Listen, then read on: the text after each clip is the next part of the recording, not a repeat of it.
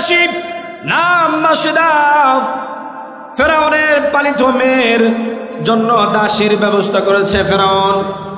এই মাসেদা একদিন ফেরাউনের মেয়ের মাথায় চিরুনি করে দিচ্ছে। চিরুনি করতে করতে করতে করতে হঠাৎ করে হাত থেকে চিরুনি পড়ে গেছে। এই চিরুনি উঠাইতে গিয়া মাসেদা বলে, ও আল্লাহ, তোমাকে যারা আল্লাহ শরীক মানে না তারা যেন ধ্বংস হয়ে যায়। ও আল্লাহ, তোমার সাথে যারা শরীক করে তারা যেন ধ্বংস হয়ে যায়। এই কথা বলার সঙ্গে সঙ্গেই ফেরাউনের মেয়ে বলে, ও মাসেদা, এই কথা কি তুমি আমার বাবার ব্যাপারে বললে নাকি? মাসেদা ডেকে বলে, না, তোমার বাবার ব্যাপারে বলি নাই। তোমার বাবার ব্যাপারে এই কথা কেন বলবো? তোমার বাবা তো আমাদের খোদা না, বরং আমি যেই রবের সেই রবের নাম বলেছি, যেই রব তোমার বাবা এবং তোমাকে আমাকে যেই আল্লাহ বানাইছে সেই আল্লাহর কথা বলেছি। ফেরাউনের মেয়ে কাঁদতে কাঁদতে বাবার কাছে চলে গেছে। বাবার কাছে গিয়ে বলে, ও বাবা, তোমাকে মাসেদা খোদা হিসাবে মানে না। মাসেদার বলে ভিন্ন খোদা আছে। মাসেদা আমার সামনে বলেছে তোমাকে খোদা হিসাবে সে মানে না। তারপরে আরেকটা খোদা আছে, যেই খোদা তোমাকেও নাকি বানাইছে, আমাকেও বানাইছে, মাসেদাকেও বানাইছে। তোমাকে যে লালন পালন করে, আমাকে যে লালন পালন করে, সেই নাকি মাসেদার খোদা। ফেরাউন তখন ডেকে বলে, সব তো হত্যা করে ফেলেছি, একটা আবার জীবিত রইল কেমনে? খেয়াল করুন ইমানদার, ইমানের পাওয়ারটা কত বেশি, সেই কথা বোঝানোর জন্য আপনাদেরকে এই কথা আমি বলতেছিলাম। মাসেদাকে ধরে আনা হয়েছে। মাসেদাকে সামনে দাঁড় করায় বলে, ও মাসেদা, তুমি বলে আমাকে খোদা হিসেবে মানো না। বলে, তোমাকে খোদা হিসেবে কেন মানবো? তুমি তো আমাদের খোদা না, তুমি তো ভণ্ড খোদা। চিন্তা করেছেন, বাড়ির চাকরানি, বাড়ির কাজের লোক, দাসী প্রেসিডেন্টের সামনে দাঁড়ায়া, বাদশার সামনে দাঁড়ায়া চোখে চোখ রেখে বলে, তুমি আমাদের খোদা নয়, আমাদের খোদা যে আসমান বানাইছে, জমিন বানাইছে, তোমাকে বানাইছে, আমাকে বানাইছে, সেই হচ্ছে আমাদের রব আল্লাহ। বাদশার সামনে দাঁড়ায়া স্পষ্ট ভাষায় বাদশার চোখের দিকে তাকায়া জবাব দিলেন, তুমি আমাদের রব নয়। আর আজকে আমাদের সমাজের নেতাকে খুশি করবার যায় কত ধরনের মিথ্যা কথা আমাদেরকে বলতে হয়, ঠিক না বেঠিক? আওয়াজ করে বলেন, ঠিক না বেঠিক? নেতাদেরকে খুশি করতে যা ইমান বিক্রি করে দেয়। নেতাদেরকে খুশি করতে যা নিজের জীবনের চাইতে যে ইমানের দাম বেশি, এই ইমানটাও বিক্রি করে দেয় নেতাকে খুশি করতে যায়। কিন্তু মাসেদা ফেরাউনের চোখের দিকে তাকায় বলে, তোমাকে খোদা হিসেবে কেন মানবো? তুমি তো আমাদের খোদা না, তুমি ভণ্ড খোদা। তাফসীরের ভিতরে এসেছে, মাসেদার দুইটা সন্তান, একটার বয়স 7 থেকে 8 হবে, আরেকটা ছোট বাচ্চা 1 থেকে 1.5 বছর হবে। এই দুইটা বাচ্চাকে ফেরাউন ধরে নিয়ে এসেছে সামনে। মাসেদার দিকে তাকায় বলে, ও মাসেদা, তুমি যদি আমাকে খোদা হিসেবে না মানো, তাহলে তোমার 2 সন্তানকে কিন্তু হত্যা করা হবে। মাসেদা বলে, আমার সন্তান শুধু কেন, তামাম দুনিয়ার মানুষকেও যদি হত্যা করা হয়, একটা মুহূর্তের জন্য আমি ঈমান ছেড়ে দেব না। ঈমান হেফাজত করা বড় কঠিন কাজ, ঈমান হেফাজত করা বড় কঠিন। মাসেদা তখন ডেকে বলে, তামাম দুনিয়ার মানুষকে হত্যা করলেও ঈমান ছেড়ে দিতে পারবো না। ফেরাউন মাসেদার বড় সন্তানকে মায়ের সামনে জবাই করে দিছে, এরপরে গরম তেলের ভিতরে ছেড়ে দিছে। মুসলমান একটু চিন্তা করলেই বোঝা যাবে, এই দুনিয়াতে আল্লাহর পরে রব্বুল আলামিন সবচেয়ে বেশি মায়া আর মোহাব্বত মার অন্তরে দিছেন। কথা কোন ঠিক না বেঠিক? মার অন্তরে যেই পরিমাণ মায়া আল্লাহ পাক দিয়েছেন সেই পরিমাণ মায়া আল্লাহ পাক আর কারো অন্তরে দেন নাই। এর জন্য একটা মাসআলা আপনাদেরকে শোনায় দেই। মা বাবার আগে কোনো সন্তান যদি পৃথিবী থেকে বিদায় হয়ে যায়, তাহলে এই সন্তানের লাশ বাবা গোসল করাতে পারবে, সন্তানের লাশ বাবা গোসল করাবে, কাফন পরাবে, এরপরে লাশ কাঁধে বহন করে কবরস্থানে নিয়ে যাবে, কবরেও নামাতে পারবে, দাফন কাফন করতে পারবে, জানাজা পড়াইতে পারবে। কিন্তু পৃথিবীর কোনো মার জন্য এটা বৈধ নয়। পৃথিবীর কোনো মা তার সন্তানের লাশ গোসল করাতে পারবে না। পৃথিবীর কোনো মা তার সন্তানের জানাজায় অংশগ্রহণ করতে পারবে না। পৃথিবীর কোনো মা তার সন্তানের লাশ কবরে রাখতে পারবে না। কেন কেন কেন? এর একমাত্র কারণ হচ্ছে পৃথিবীর কোনো মা তার সন্তানকে কবরে রেখে সুস্থ অবস্থায় উপরে উঠতে পারবে না। মা ধৈর্য ধরতে পারবে না। মার কলিজা ফেটে মা ও সন্তানের সাথে লাশ হয়ে যাবে। মার কলিজার ভিতরে এত মায়া, এত মোহাব্বত আল্লাহ পাক দিয়েছে। সন্তান সুদূর প্রবাসে থাকে, মা বাংলাদেশে, সন্তান প্রবাস থেকে কোনো মুসিবতের ভিতরে পড়ে গেলে পৃথিবীর কেউ বলতে পারে না। মা বলতে পারে আমার সন্তান প্রবাস জীবনে না জানি কোন মুসিবতের ভিতরে পড়ে গেছে। বিসমিল্লাহির রহমানির রহিম। وَإِذَا قِيلَ لَهُمْ آمِنُوا كَمَا آمَنَ النَّاسُ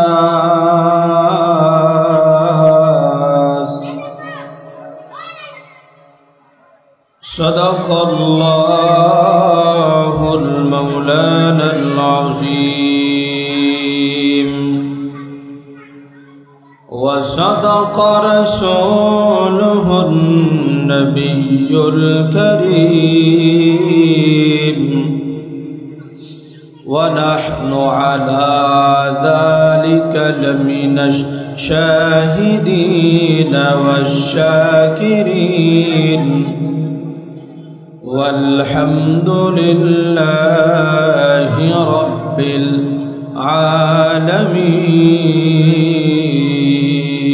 العالمين.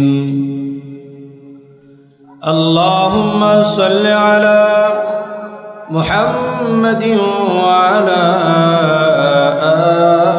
آل محمد كما صليت على إبراهيم وعلى آل إبراهيم إنك حميد مجيد. اللهم بارك على محمد وعلى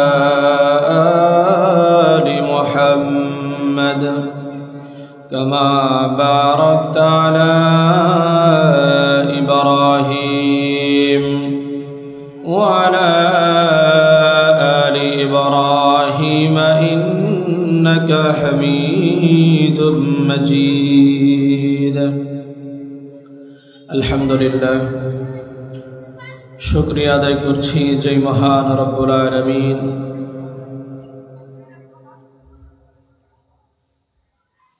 বারিধা ইয়াকুব সর্দার বাড়ি জামে মসজিদের উদ্যোগে মাহফিলের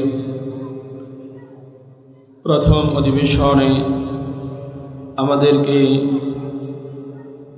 দুনিয়ার সমস্ত ঝামেলা থেকে মুক্ত করে দুনিয়ার সমস্ত গুনার পরিবেশ থেকে হেফাজত করে আমাদেরকে একটু আগে মাহফিলের প্যান্ডেলে এসে জমে বসার তৌফিক দান করেছেন।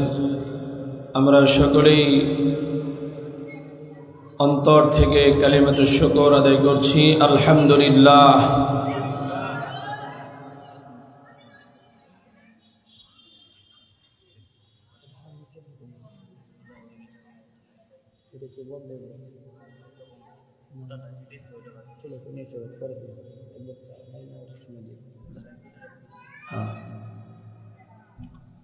সম্মানিত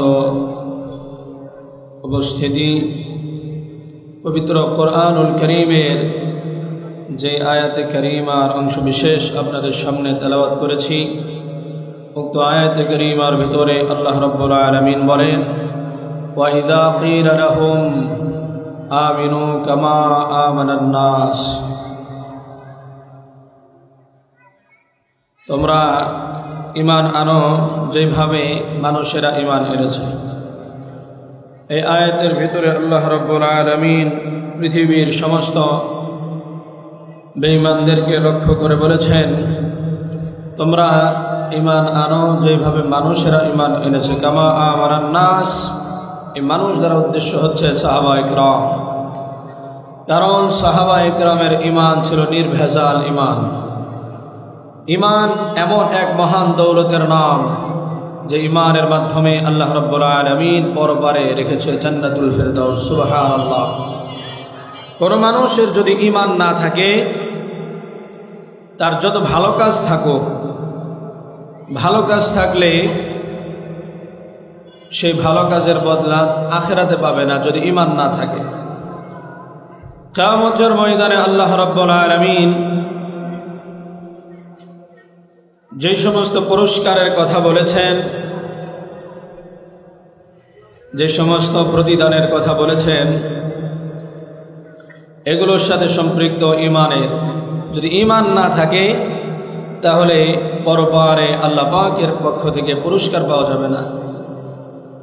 ঈমানটার অনেক দাম, এত দাম একজন মুমিনের কাছে, মুসলমানের কাছে তার জীবনের চাইতে ঈমানের দাম বেশি। ঈমানের এত দাম, মুমিন তার জীবন হাসতে হাসতে দিয়ে দিবে, কিন্তু ঈমান ছেড়ে দিবে না। কারণ এই ঈমানের বদৌলতে আল্লাহ পাক কিয়ামতের ময়দানে জান্নাত রেখেছেন। ঈমান ছাড়া যদি কেউ পৃথিবী থেকে বিদায় হয়ে যায়, তাহলে সে আর জান্নাত পাবে না। যদি ঈমান নিয়ে পৃথিবী থেকে বিদায় হয়, যদিও তার আমলনামায় গুনাহ থাকে, এই গুনার কারণে তার শাস্তি হবে এবং শাস্তির মেয়াদও একদিন শেষ হয়ে যাবে। শাস্তির মেয়াদ যখন শেষ হয়ে যাবে, আল্লাহ রাব্বুল আলামিন ঈমানের বদৌলতে তাকে জান্নাতের মালিক বানায় দিবেন। সুবহানাল্লাহ।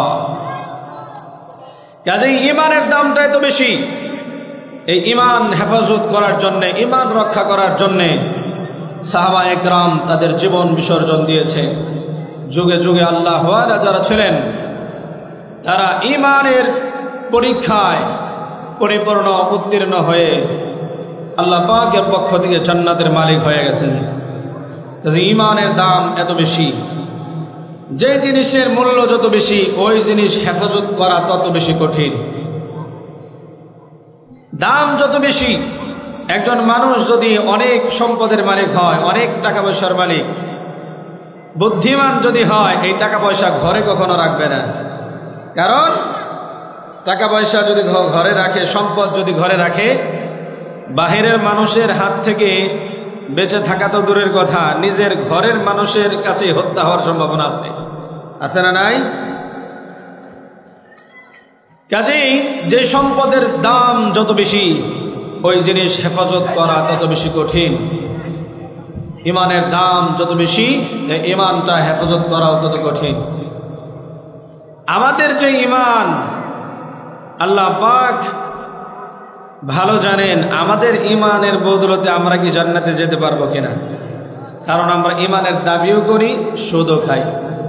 ঈমানের দাবিও করি, ঘুষও খাই। ঈমানের দাবি করে নামাজের কোনো খবর নাই, ঈমানের দাবি করে রোজার কোনো খবর নাই, ঈমানের দাবি করে আল্লাহর ভয় অন্তরে নাই, 24 ঘন্টায় গুনায় ডুবে থাকে, এও ঈমানদার বলে নিজেকে দাবি করে। কথা বলেন ঠিক কিনা?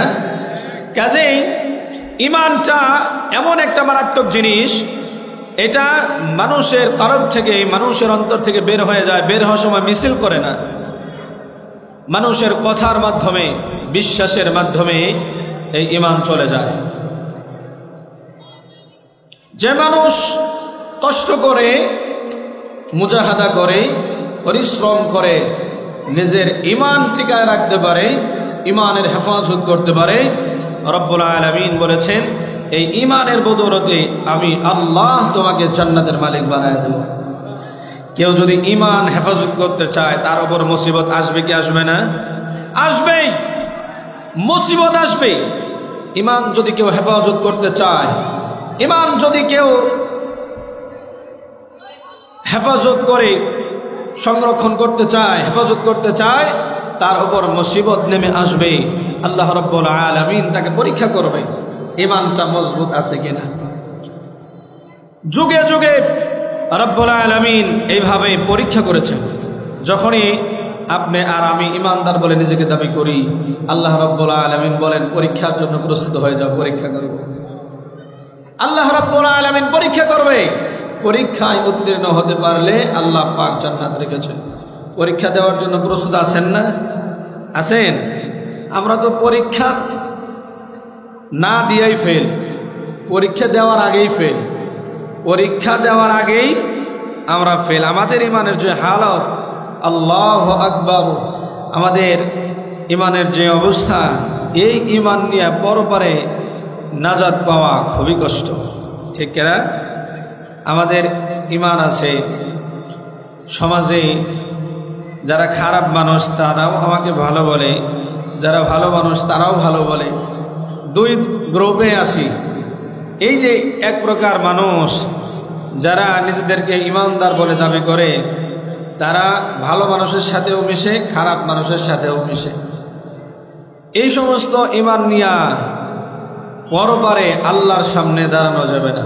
ইমানটা এমন থাকতে হবে যে আমার ইমানের পাওয়ার এই পরিমাণ থাকতে হবে, দুনিয়ার সমস্ত বাতিল যেখানে ঐক্যবদ্ধ হয়ে দাঁড়াবে, আমি একা ইমানদার সমস্ত বাতিলের বিরুদ্ধে আমাকে দাঁড়াতে হবে। এটার নাম হচ্ছে ইমান। সমস্ত বাতিল যদি এক পক্ষে দাঁড়ায় যায়, আমি ইমানদার, আমার ভিতরে ইমান আছে, আমি কখনো বাতিলের সাথে আপোষ করব না। আমার ইমানের মাধ্যমে বাতিলের বিরুদ্ধে আমাকে লড়াই করতে হবে। কথা বলেন ঠিক না বেঠি? এটার নাম হচ্ছে ইমান। আমাদের যে ইমান, আল্লাহু আকবার কাবীরা, এই ইমান দিয়া পরপারে জান্নাত পাওয়া সম্ভব নয়। এর জন্য ইমানের দাবি যখন করব, আল্লাহ পাক আমাদেরকে পরীক্ষা করবেন। ইমানের দাবি যখন আমরা তুলব, রব্বুল আলামিন আমাদেরকে পরীক্ষা করবেন। যুগে যুগে আল্লাহ পাক এইভাবেই পরীক্ষা করেছেন। সুতরাং ইমানদার বলে যদি কেউ নিজেকে দাবি করে, তাকে আল্লাহর দরবারে পরীক্ষা দিতে হবে। প্রস্তুত আছেন সকলে? ইনশাআল্লাহ আছেন তো? ইমান থাকলে, ইমান আনার পরে ঘুষ খাওয়া যাবে, সুদ খাওয়া যাবে? আওয়াজ করে বলেন, সুদ খাওয়া যাবে? নামাজ ছেড়ে দেওয়া যাবে? যে মানুষ ইমানদার দাবি করার পরে নামাজ পড়তে পারে না, বাতিলের বিরুদ্ধে কেমনে কথা বলবে? ইমান আনার পরে কোনো মানুষ যদি নামাজ ছেড়ে দেয়, ইমান আনার পরে কোনো মানুষ যদি হক কথা বলে ছেড়ে দেয়, ইমান আনার পরে যদি কেউ রোজা ছেড়ে দেয়, যাকাত ছেড়ে দেয়, হজ ছেড়ে দেয়, এই মানুষ কোনোদিনও বাতিলের বিরুদ্ধে কথা বলতে পারবে না।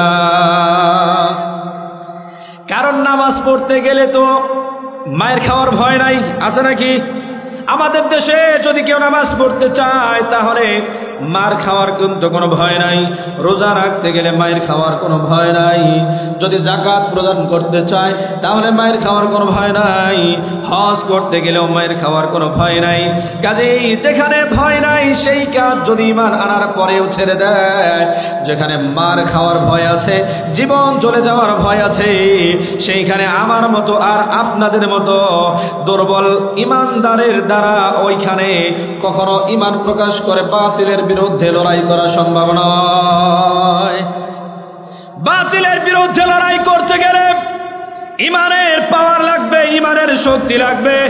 যে ইমানের পাওয়ারে মুসলমান নামাজ পড়তে পারে না, যে ইমানের পাওয়ারে মুসলমান যাকাত আদায় করতে পারে না, যে ইমানের পাওয়ারে মুসলমান হজ করতে পারে না, সম্পদের মহব্বত ছাড়তে পারে না, ওই ইমান দিয়া কখনো বাতিলের বিরুদ্ধে মোকাবেলা করা যায় না। ঠিক কথা, ঠিক না? ঠিক। এই ইমান দিয়ে লড়াই করা যাবে না। ইমান যদি থাকে, ইমানের বদৌলতে ইমান রক্ষা করার জন্য ইমানের দাবিতে মুসলমান তার জীবন উৎসর্গ করতে পারে, কিন্তু একটা মুহূর্তের জন্য মুসলমান ইমান হারা হতে পারবে না। ঠিক না? ঠিক।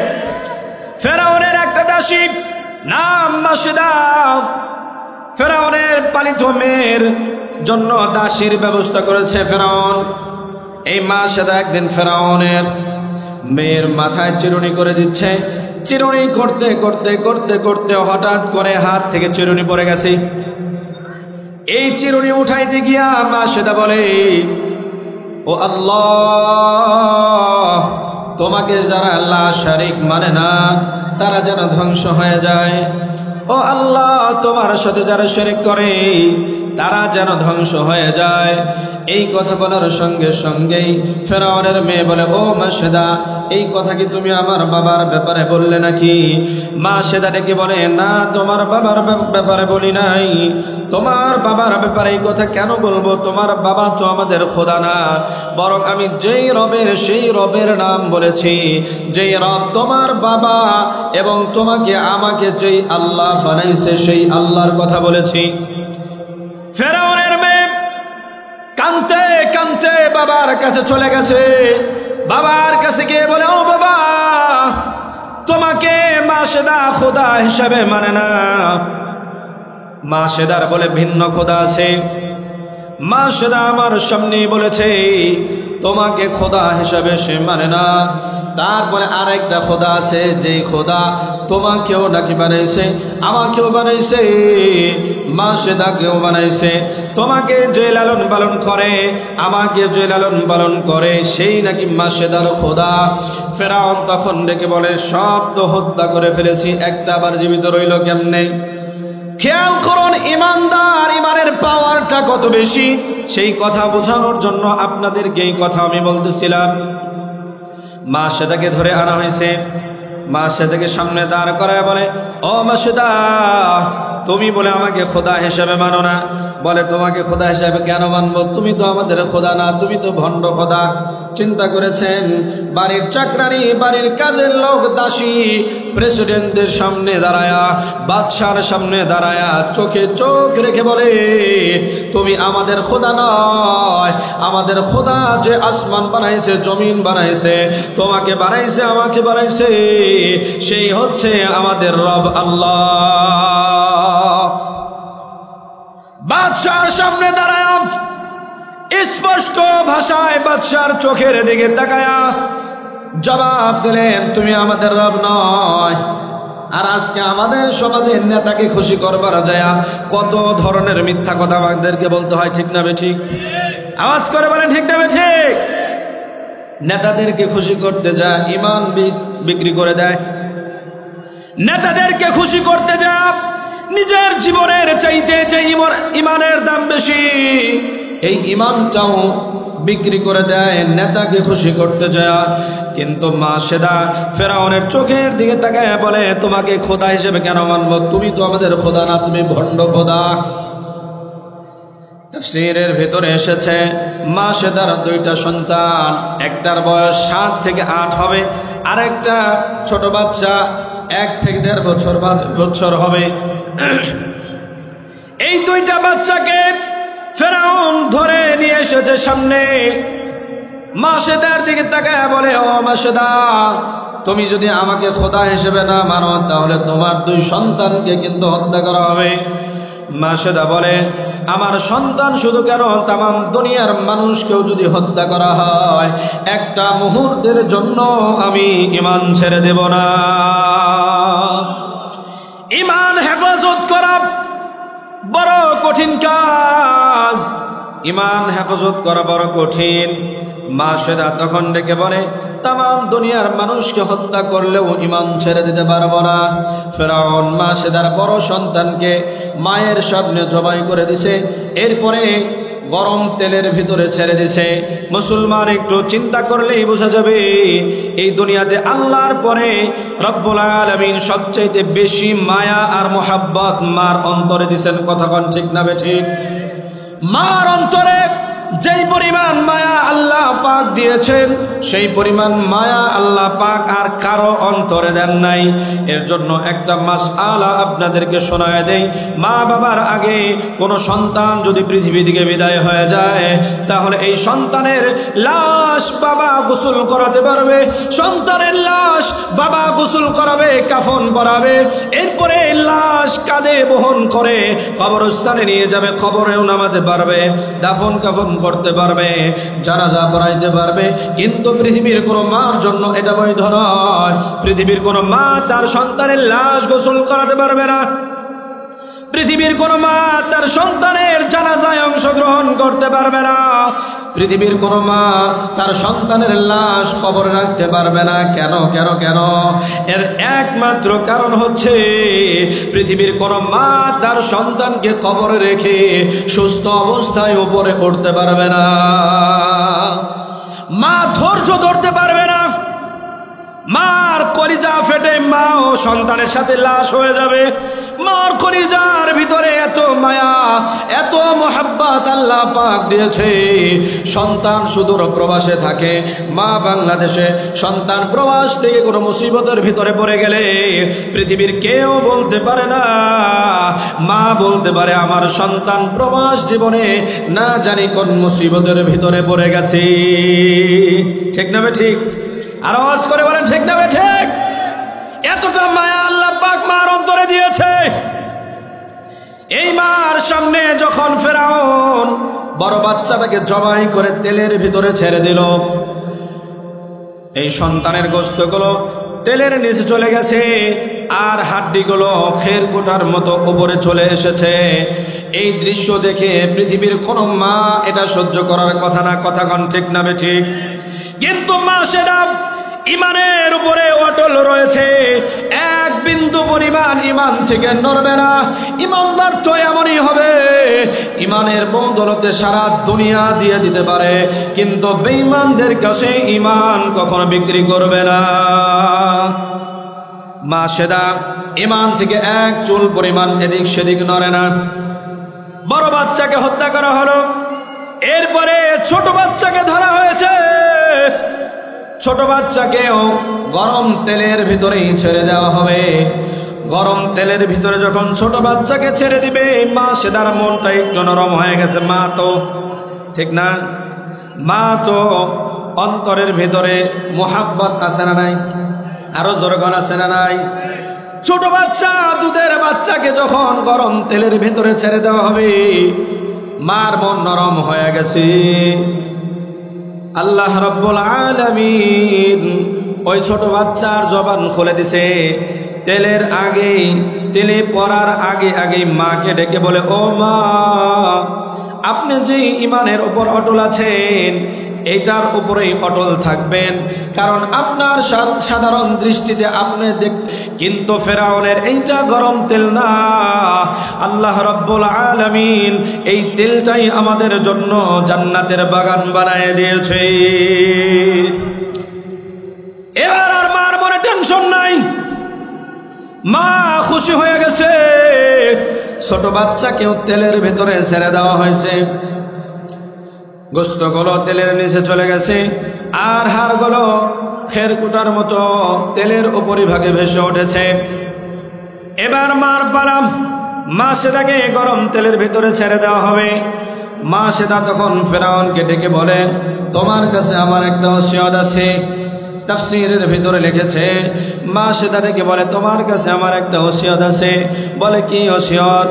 বলতেছে, আমার দুই সন্তানকে যেইভাবে হত্যা করেছ, আমাকেও গরম তেলের ভিতরে ছেড়ে দেওয়ার পরে আমার গোশতগুলো হাড় থেকে আলাদা হয়ে যাবে, আমার হাড়গুলো ভেসে উঠবে, আমার হাড় এবং আমার সন্তানের হাড়গুলো একসাথেই দাফন করে দিবা, যেন কিয়ামতের ময়দানে আমার দুই বাচ্চা সহ, আমার দুই শহীদ বাচ্চা সহ আমি মহান আল্লাহর সামনেই দাঁড়াতে পারি। মা সেটাকেও ছেড়ে দেওয়া হয়েছে, গরম তেলের ভিতরে ছেড়ে দেওয়া হয়েছে। হাড়গুলো তেলের উপরে উঠল। এবার দুই সন্তান এবং মার হাড়গুলো একসাথে করে একটা জায়গায় দাফন করে দেওয়া হয়েছে। মুহাম্মদুর রাসূলুল্লাহ আখির জামানার পয়গম্বর মুহাম্মদুর রাসূলুল্লাহ মেরাজের রজনীতে যখন জিবরাইল আলাইহিস সালাতু ওয়াস সালামের সাথে মক্কাতুল মুকাররমা থেকে বাইতুল মুকাদ্দাসে রওনা হয়েছেন, বাইতুল মুকাদ্দাসে রওনা হওয়ার পথে ওই মাসিদার কবরের উপর দিয়া যখন যায়, আল্লাহ রাব্বুল আলামিন মাসিদার কবর থেকে জান্নাতের ঘ্রাণ আল্লাহর নবীর নাকে পৌঁছায় দিয়েছেন। আরো জোরে কোন মুহাম্মদুর রাসূলুল্লাহ বলেন, ও জিবরাইল, আমরা কি জান্নাতের কাছাকাছি এসে পড়েছি? জিবরাইল আলাইহিস সালাতু ওয়াস সালাম বলেন, না পয়গম্বর, জান্নাত এখান থেকে বহু দূরে, জান্নাত এখান থেকে বহু দূরে, আমরা এখনো বাইতুল মুকাদ্দাসে পৌঁছাই নাই, জান্নাত তো এখান থেকে বহু দূরে।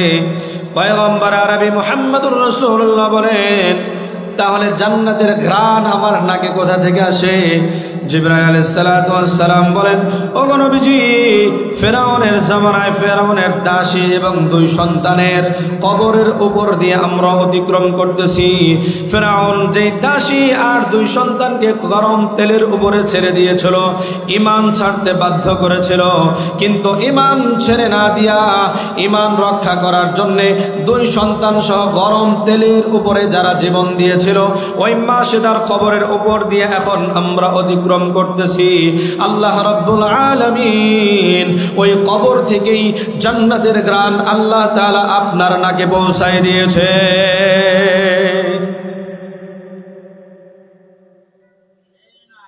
রাব্বুল আলামিন ঈমানের বদলতে জান্নাত রেখেছেন। কে রেখেছেন? আওয়াজ করে কোন, আরো জোরে বলেন। এই আওয়াজ হবে না, বেজার হইতেছে। ঈমানের বদলতে কি রেখেছেন? আরো জোরে। আল্লাহ পাক জান্নাতের মালিক বানাবে ঈমানের বদলতে। ঈমান নাই নামাজ পড়ে, ঈমান নাই রোজা রাখে, ঈমান নাই যাকাত দেয়, ঈমান নাই হজ করে, ঈমান নাই ভালো কাজ করে, সত্য কথা বলে। আপনারা বলেন, ঈমান না থাকার পরে এই লোকটাকে জান্নাত পাবে? আরো জোরগান পাবে? পাবে না। জান্নাতে যাওয়ার প্রথম শর্ত হলো ঈমান। আমানতু বিল্লাহ, আল্লাহর উপরে ঈমান আনতে হবে। আমানতু বিল্লাহ, আল্লাহর উপরে ঈমান আনতে হবে। রব্বুল আলামিন যেই সমস্ত আদেশ করেছেন, যেই সমস্ত নিষেধ করেছেন, এগুলো অক্ষরে অক্ষরে মানতে হবে। রব্বুল আলামিনের এই আদেশগুলো মানলেই আল্লাহ পাক বলেন, আমি আল্লাহ তোমাদেরকে জান্নাতের মালিক বানায় দেব। ঈমানটা কেমন হতে হবে? রব্বুল আলামিন বলেন, ওয়াইযা কিলা লাহুম আমিনু কামা আমানান নাস। ঈমান হতে হবে সাহাবায়ে কিরামের ঈমানের মতো। কার ঈমানের মতো? আরো জোরে বলেন, কাদের ঈমানের মতো? আওয়াজ হয় না। কার ঈমানের মতো? সাহাবায়ে কিরামের ঈমান ছিল নির্ভেজাল। সাহাবায়ে কিরামের ঈমান নির্ভেজাল, যে ঈমানের ভিতরে কোনো ভেজাল নাই। আমাদের ঈমানের ভিতরে সুদ আছে, আমাদের ঈমানের ভিতরে ঘুষ আছে, আমাদের ঈমানের ভিতরে হারাম খাওয়া আছে, আমাদের ঈমানের ভিতরে মিথ্যা কথা আছে, আমাদের ঈমানের ভিতরে ভেজাল আছে। কিন্তু সাহাবায়ে কিরামের ঈমানের ভিতরে কোনো ভেজাল কোনো ভেজাল নাই, নির্ভেজাল ঈমান। সাহাবায়ে কিরাম তাদের ঈমান রক্ষা করার জন্য নিজের জীবন উৎসর্গ করেছে, কিন্তু কখনো ঈমান ছেড়ে দেন নাই, ঠিক না? এর জন্য আল্লাহ রাব্বুল আলামিন কুরআনুল কারীমের ভিতরে বলছেন, ওয়াস-সাবিকুনাল আউওয়ালুনা মিনাল মুহাজিরিন ওয়াল আনসার والذين اتبعوهم بإحسان رضي الله عنهم ورضوا عنه جنات تجري تحتها الأنهار خالدين فيها أبدا ذلك الفوز العظيم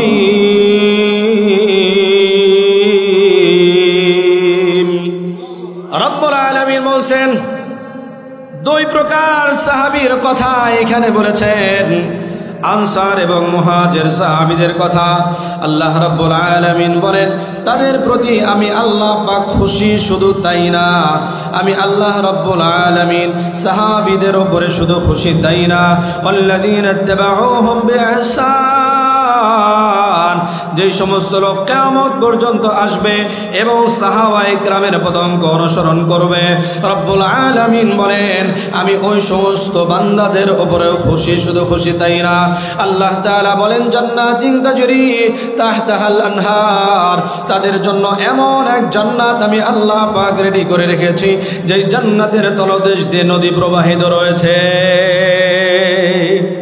নবীজি বলেন কোরবানও যদি একজন সাহাবায়ে কেরামকে অনুসরণ করে, একজন সাহাবায়ে কেরামকে যদি অনুসরণ করে, এই মানুষ কখনো পথভ্রষ্ট হবে না। আল্লাহ রাব্বুল আলামিন এই মানুষটাকেও জান্নাতের মালিক বানায় দেবে। সাহাবায়ে কেরামের ঈমানের এত দাম, সাহাবায়ে কেরামের ঈমান এত মজবুত, এত দামি। সাহাবায়ে কেরাম ঈমান রক্ষা করার জন্য স্ত্রী ছেড়ে দিয়েছেন, ছেলে সন্তান ছেড়ে দিয়েছেন, বাড়িঘর পর্যন্ত ছেড়ে দিয়েছে, এরপরেও ঈমান ছেড়ে দেয় নাই। এর জন্য সাহাবায়ে কেরাম সম্পর্কে আল্লাহ পাক কোরআনুল কারীমের মাঝে মাঝেই বলেছেন রাদিয়াল্লাহু আনহুম ওয়া রাদু আন, আমি সাহাবায়ে কেরামের প্রতি খুশি আর সাহাবায়ে কেরামও মহান আল্লাহর প্রতি খুশি। সুবহানাল্লাহ বলবেন না? এত দাম আল্লাহ পাক বাড়ায় দিয়েছে, সাহাবায়ে কেরামের দাম এত বেশি। ছোট্ট মাত্র একটা উদাহরণ দিলে, একটা ঘটনা বললেই আপনাদের বুঝে আসবে। আমিরুল মুমিনিন হযরত ওমর ফারুক রাদিয়াল্লাহু তাআলা আনহু যখন খলিফা, রোমের বাদশার বিরুদ্ধে আমিরুল মুমিনিন একদল সাহাবীকে পাঠাইলেন যুদ্ধের জন্য। একদল সাহাবীকে হযরত ওমর ফারুক রোমের বাদশার বিরুদ্ধে জিহাদ করার জন্য পাঠিয়েছেন। এই দলের ভিতরে আব্দুল্লাহ ইবনে হুযায়ফা নামক একজন সাহাবী ছিলেন। এই দলটা রোমের বাদশার বিরুদ্ধে যুদ্ধের জন্য রওনা হয়ে গেছে। ওই দিক দিয়া রোমের বাদশাহ হুকুম করেছে, তোমরা যদি মুহাম্মাদের অনুসারী কোনো মানুষ ধরতে পারো, মুহাম্মাদের অনুসরণ করে এমন কোন সাহাবীকে তোমরা বন্দী করতে পারো, হত্যা করবা না, আঘাত করবা না, আমার কাছে ধরে নিয়ে আসবা। কারণ আমি শুনেছি মুহাম্মাদের উম্মত যারা, মুহাম্মাদের আদর্শে গড়া মানুষ যারা, মুহাম্মাদের আদর্শে গড়া সাহাবী যারা, তাদের ঈমানের কথা আমি শুনেছি। তারা বলে তাদের জীবনের চাইতে ঈমানের দাম বেশি দেয়। সেইটা পরীক্ষা করার জন্য তাদেরকে আমার কাছে নিয়ে আসবা, হত্যা করবা না, আঘাত করবা না। রোমের বাদশার বিরুদ্ধে যুদ্ধ শুরু হয়ে গেল। এক পর্যায়ে কিছু সাহাবায়ে কেরাম রোমের বাদশার কাছে বন্দী হয়ে গেছে। বন্দীদের ভিতরে আব্দুল্লাহ ইবনে হুযায়ফাও ছিলেন। এই সাহাবীদেরকে ধরে নিয়ে রোমের বাদশার সামনে দাঁড় করায় দেওয়া হয়েছে। রোমের বাদশার সামনে দাঁড় করায় দিয়া রোমের সৈন্যরা, রোমান সৈন্যরা বাদশাহকে ডেকে বলেন, ও বাদশাহ, এই যে আব্দুল্লাহ ইবনে হুযায়ফা মুহাম্মাদের অনুসারী, এদের ঈমানের দাম তাদের জীবনের চাইতেও বেশি।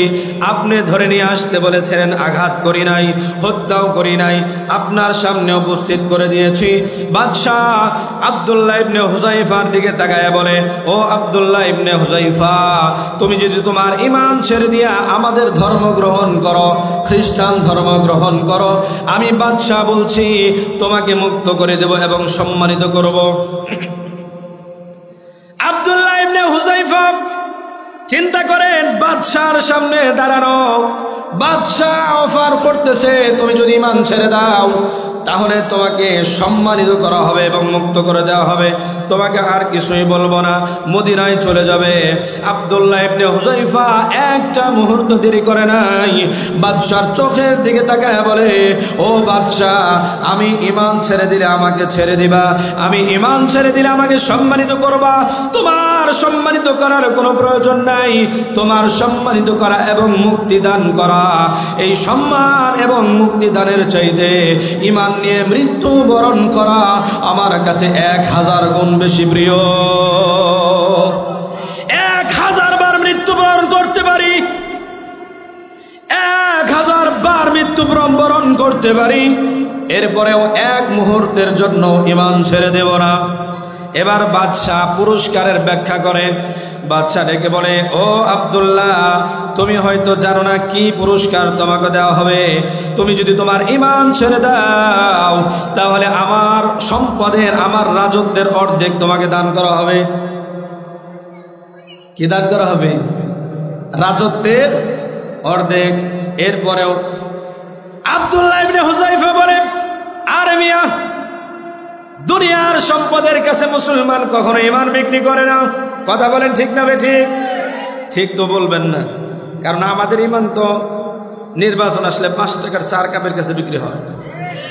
ঠিক না বেঠিক? সকালে আসছে, কয় ভাই ভোটটা আমার দিয়েন। আপনার স্যার আর কারে ভোট দেব? দুপুরে আরেকজন আসছে, ভোটটা আমার দিয়েন। তা আপনি স্যার যোগ্য প্রার্থী তো নাই। সন্ধ্যায় আরেকজন আসছে, আপনি হলেন আমাদের কাছের লোক, ভোট আপনার ছাড়া আর কোথাও যাবে না। 3 জনকে ওয়াদা দেওয়ার পরে রাত 12টার পরে যারা মুসাফা করার জন্য আসে, একটা মুসাফায় পরিবারের সকল ভোট তার কাছে চলে যায়। ঠিক ঠিক না বেঠি? বেজার হয়েছেন নাকি?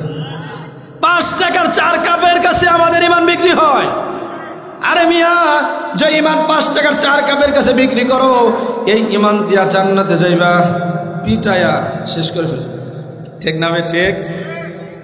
আব্দুল্লাহ ইবনে হুযায়ফা বলে, অর্ধেক রাজত্ব কেন, সারা দুনিয়াও যদি দিয়ে দেওয়া হয় কাজ হবে না। বাদশা বলে, অর্ধেক রাজত্ব দিব, সাথে আবার আমার মেয়ের বিয়েও দেব, আমার জামাই হইবা। এবার চিন্তা ভাবনা করে দেখো, আব্দুল্লাহ ইবনে হুযায়ফা বলে, তোমার মেয়ে বিয়ে দিয়া সারা দুনিয়াও যদি আমাকে দিয়ে দেওয়া হয়, আর বলা হয় 1 সেকেন্ডের জন্য ঈমান ছেড়ে দাও, এরপরেও আমি আব্দুল্লাহ একটা মুহূর্তের জন্য ঈমান ছেড়ে দেব না। বাদশা রাগান্বিত হয়ে গেলেন। এবার আব্দুল্লাহ ইবনে হুযায়ফার হাত বাঁধা হয়েছে, এইভাবে হাত ঝুলানো হয়েছে। এরপরে দিনের পর দিন নির্যাতন করে, আর বলে ঈমান ছেড়ে দাও, বলে না ঈমান ছেড়ে দেব না। এরপরে কিছুদিন পরে 2 পা উপরের দিকে দিয়া, মাথা নিচের দিকে দিয়া নির্যাতন করা হয়, আর বলা হয় আব্দুল্লাহ ঈমান ছেড়ে দাও। এরপরে পরে জীবন চলে যাবে, ঈমান দিতে পারবো না। এরপরেও কোনো কাজ হয় না। এবার বাদশাহ ভিন্ন ফোন দিয়ে এসেছে, আব্দুল্লাহ ইবনে হুযায়ফাকে অন্ধকার কারাগারে নিক্ষেপ করো, অন্ধকার রুমে আটকায় রাখো। অন্ধকার ঘরে আটকানোর পরে দিনের পর দিন শুকরের গোশত দেওয়া হয়।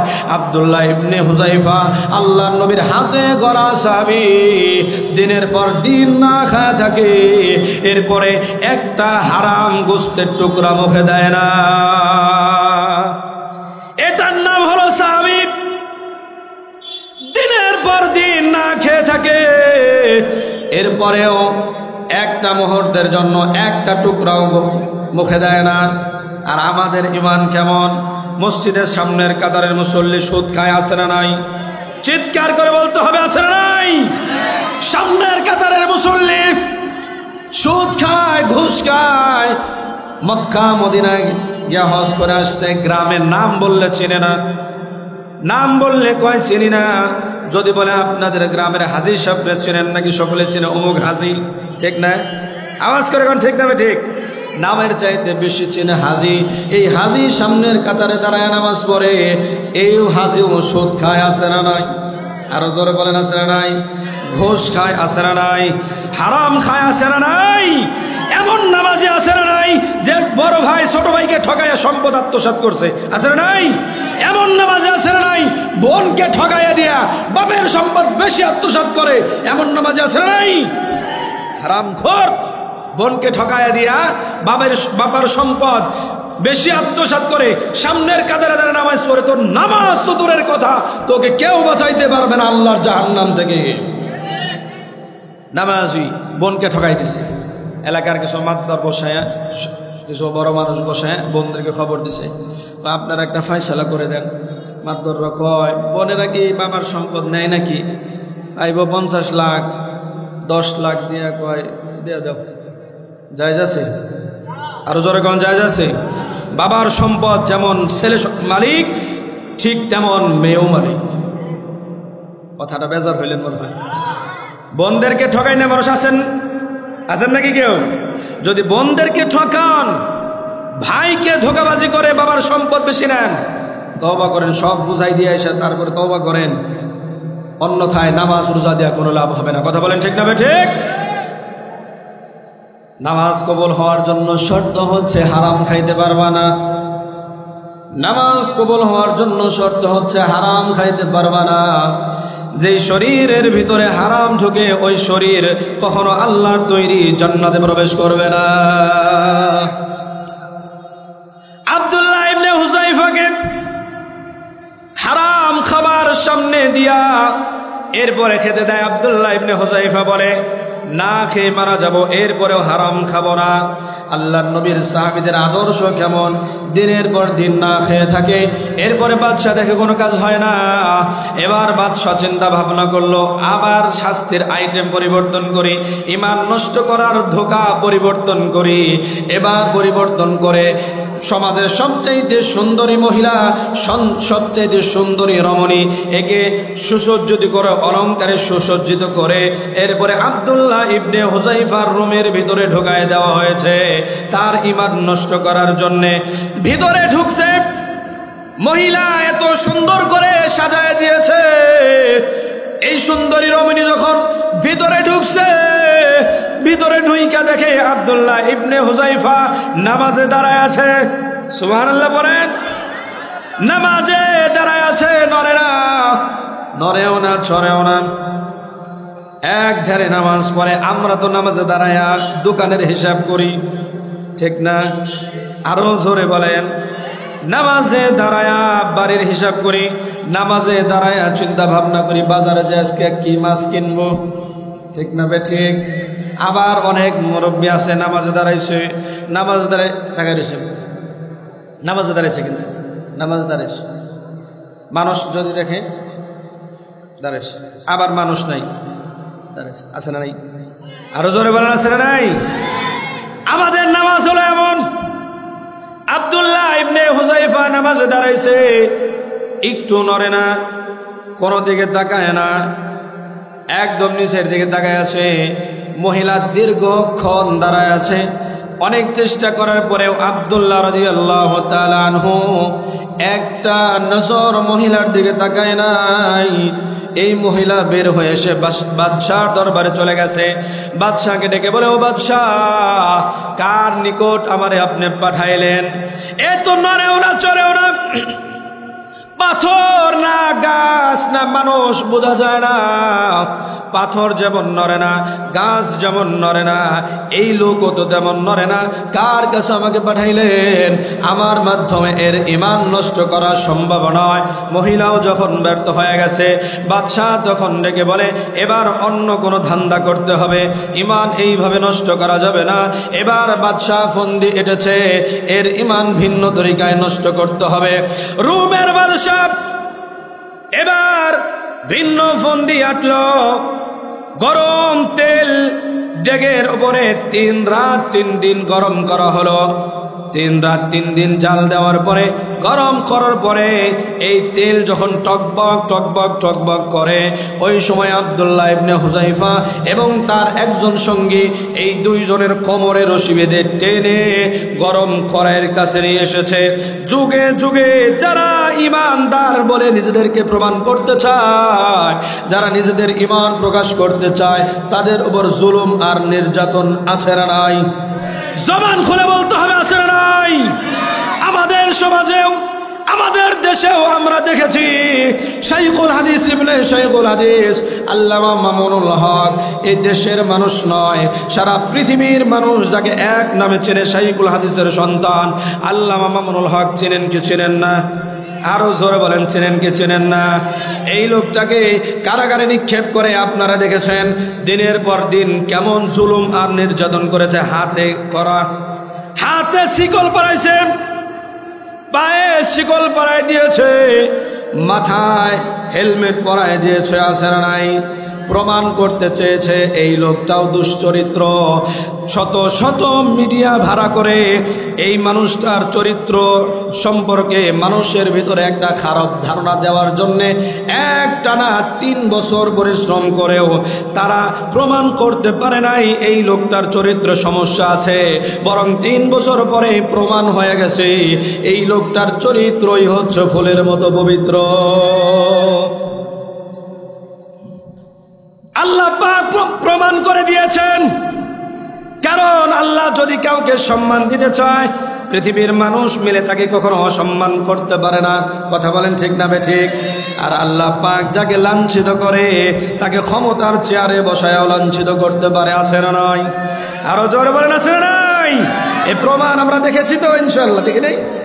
আল্লাহ পাক আমাদের চোখে আঙ্গুল দিয়ে দেখাইছেন। রব্বুল আলামিন বলেন, ওয়া তুইজ্জু মান তাশা ওয়া তুযিল্লু মান তাশা বিয়াদিকাল খায়র ইন্নাকা আলা কুল্লি শাইইন কাদির। সম্মান দেওয়ার মালিক কে? আরো আওয়াজ করে বলেন কে? সম্মান নেওয়ার মালিক কে? যাকে আল্লাহ পাক সম্মান দিবে, গাছতলায় বসায় সম্মান দিতে পারে কি পারে না? আরো জোরে বলেন পারে কি পারে না? গাছতলায় বসায় আল্লাহ পাক সম্মান দিতে পারে। আর আল্লাহ যদি কাউকে অসম্মানিত করে, ক্ষমতার চেয়ারে বসায়ও আল্লাহ পাক জুতার বাড়ি খাওয়ায়। আব্দুল্লাহ ইবনে হুযায়ফা রাদিয়াল্লাহু তাআলা আনহু, তার কোমরে রশি বাঁধা হয়েছে, আর একজন সাহাবীর কোমরে রশি বাঁধা হয়েছে। এই 2 জন সাহাবীকে গরম তেলের কাছে আনা হয়েছে। মনে আছে তো? মনে আসেনি? গরম তেলের কাছে আনা হয়েছে। এবার আব্দুল্লাহ ইবনে হুযায়ফার চোখের সামনে আরেকজন সাহাবীকে গরম তেলের ভিতরে ছেড়ে দিয়েছে। গরম তেলের ভিতরে ছেড়ে দেওয়ার সঙ্গে সঙ্গে গোস্তগুলো হাড্ডি থেকে আলাদা হয়ে নিচে চলে গেছে, আর হাড্ডিগুলো তেলের উপরে ভেসে উঠেছে। এই দৃশ্য দেখে আব্দুল্লাহ ইবনে হুযায়ফার চোখে পানি। আব্দুল্লাহ ইবনে হুযায়ফার চোখে পানি। রোমান সৈন্যরা বাদশাকে ডেকে বলে, ও বাদশাহ, সম্ভবত আব্দুল্লাহ ইবনে হুযায়ফা এবার ঈমান ছেড়ে দিবে। কারণ তার সঙ্গীকে তেলের ভিতরে ছেড়ে দেওয়া দেখে এখন তার চোখে পানি এসেছে, সম্ভবত ভয় পেয়েছে, ঈমান ছেড়ে দেবে। জিজ্ঞেস করে দেখেন আব্দুল্লাহ ইবনে হুযায়ফার দিকে তাকায়া বাদশা বলে, আব্দুল্লাহ ইবনে হুযায়ফা, এখনো সময় আছে, বলো যদি ঈমান ছেড়ে দাও তোমাকে ছেড়ে দেওয়া হবে। তোমার চোখে পানি কেন? পানি মুছে ফেলো। তুমি যদি ঈমান ছেড়ে দাও তোমাকে ছেড়ে দেওয়া হবে। আব্দুল্লাহ ইবনে হুযায়ফা বলে, ও বাদশা, তুমি কি মনে করো আমি মৃত্যুর ভয়ে কান্দি? না না না, মৃত্যুর ভয়ে আমি কান্দি না, বরং আমি কান্দি 2টা কারণ। মুফাসসিরিন ইকরাম 2টা কারণ লিখেছে, 2টা বর্ণনায় 2টা কথা এসেছে। 1 নম্বরে আব্দুল্লাহ ইবনে হুযায়ফা ডেকে বলে, ও বাদশা, তুমি মনে করো আমি মৃত্যুর ভয়ে কান্দি? না না না, বরং আমার চোখে পানি হলো আল্লাহ রাব্বুল আলামিন আমাকে একটা মাত্র জীবন দিয়েছে। এই একটা জীবন আমি তোমার এই গরম তেলের ভিতর দিয়ে শহীদ হয়ে যাব। আজকে আফসোস, আল্লাহ পাক যদি আমাকে আমার শরীরের যেই পরিমাণ পশম দিয়েছিলেন ওই পরিমাণ জীবন আল্লাহ পাক যদি আমাকে দিতেন, আমার প্রত্যেকটা জীবন আমি হাসতে হাসতে তোমার এই গরম তেলের ভিতরে দিয়ে দিতাম। ঈমানটা কি পরিমাণ মজবুত চিন্তা করছেন? চিন্তা করেছেন তো? নিশ্চিত মৃত্যু সামনে, এরপরেও বলতেছে একটা মাত্র জীবন, এই জীবনটা তোমার গরম তেলের ভিতরে দেব। এর জন্য তুমি ভাবতেছো এরকম? না না না, আমি তো কাঁদতেছি আমার শরীরে যেই পরিমাণ আল্লাহ পাক পশম দিয়েছে সেই পরিমাণ যদি আমার জীবন থাকতো, প্রত্যেকটা জীবন আমি গরম তেলের ভিতরে দিয়ে দিতাম। আল্লাহু আকবার বলেন। দ্বিতীয় বর্ণনা এসেছে, আব্দুল্লাহ ইবনে হুযায়ফা বাদশার চোখের দিকে তাকায় বলেন,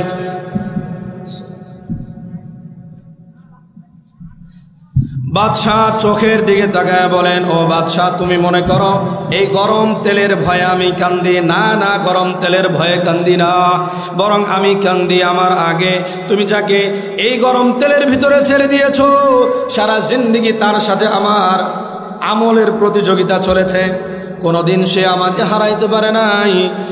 সারা জীবন সে আমার থেকে পিছে পড়েছিল, অন্যথায় তোমার তেলের ভয়ে আমি কান্দি না।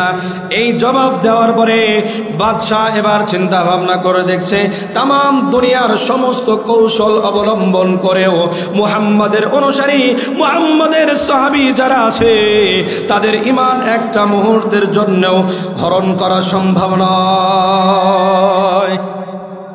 ঈমানের পাওয়ারটা কেমন? বাদশাহ তখন ডেকে বলে, ও আব্দুল্লাহ, তোমাকে একটা শর্তে আমি ছেড়ে দিতে পারি। বলে কি শর্ত? বলে আমার কপালে যদি একটা চুমু এঁকে দাও তাহলে তোমাকে ছেড়ে দেব। আব্দুল্লাহ ইবনে হুযায়ফা বলে, তোমার কপালে চুমু দেব, তুমি শর্ত দিবে না, বরং শর্ত হচ্ছে আমার, আমি শর্ত দেব। কি শর্ত? বলে আমার সমস্ত সঙ্গীদেরকে আমার সাথে ছেড়ে দিতে হবে, সকলকে ছেড়ে দিলে আমি তোমার কপালে চুমু দেব। সুবহানাল্লাহ বলুন। বাদশাহ বলেন আমি রাজি। বাদশাহ বলেন আমি রাজি। আব্দুল্লাহ ইবনে হুযায়ফা আগায় গেলেন, রোমের বাদশার কপালে এইভাবে হাত রেখেছেন, এরপরে এই হাতের উপরে চুমু খেয়েছেন। এই চুমু খাওয়ার বদৌলতে বাদশাহ সাহাবীদেরকে ছেড়ে দিয়েছেন। 100 সাহাবীর সঙ্গে আব্দুল্লাহ ইবনে হুযায়ফা। এই সাহাবীদেরকে নিয়ে আব্দুল্লাহ ইবনে হুযায়ফা মদিনায় চলে গেলেন। আমিরুল মুমিনিন হযরত ওমর ফারুক রাদিয়াল্লাহু তাআলা আনহু খলিফা মুসলিম হযরত ওমর ফারুক রাদিয়াল্লাহু তাআলা আনহু এত খুশি হলেন, খুশি হয় উপস্থিত সাহাবীদেরকে লক্ষ্য করে বললেন, ও আল্লাহর নবীর সাহাবীরা শোনো, আব্দুল্লাহ ইবনে হুযায়ফা আজকে যেই বুদ্ধিমত্তার পরিচয় দিয়ে তোমাদেরকে মুক্ত করে মদিনায় নিয়ে এসেছে, এই বুদ্ধিমত্তার জন্য আমাদের প্রত্যেকের উচিত আব্দুল্লাহ ইবনে হুযায়ফার মাথায় চুম্বন করা। আব্দুল্লাহ ইবনে হুযায়ফার মাথায় প্রথম হযরত ওমর ফারুক রাদিয়াল্লাহু তাআলা আনহু উঠে দাঁড়ালেন এবং আব্দুল্লাহ ইবনে হুযায়ফার কপালে চুমু দিলেন। এরপর আব্দুল্লাহ ইবনে হুযায়ফাকে বুকে জড়ায় ধরলেন। এরপরে সাহাবীদেরকে বললেন, তোমরা সবাই আব্দুল্লাহ ইবনে হুযায়ফার মাথায় চুমু দাও। সুবহানাল্লাহ। এটা হচ্ছে সাহাবায়ে কেরামের ঈমান। আর আমাদের ঈমান কেমন?